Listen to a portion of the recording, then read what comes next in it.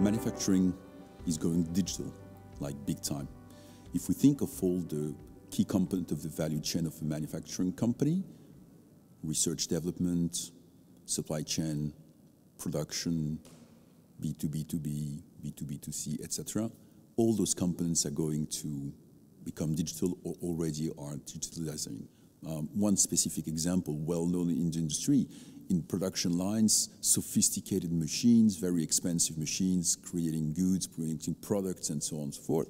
If we get the data out of those machines and we analyze those data real time through AI in the cloud, then we get insights about how the machines behave, and we know exactly, for example, how to go in predictive maintenance, how to make sure that the machine won't experience a downtime or a failure, and really bring this value to the manufacturing. So to me, manufacturing is totally in the digital era, and it's all about moving fast in this area.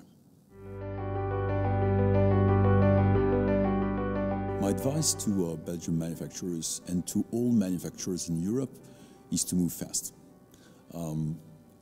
If we think of what's happening in the geopolitics, so the rise of China manufacturing has become huge. China has built tremendous capabilities in manufacturing, and these manufacturing capabilities are coupled now with technology.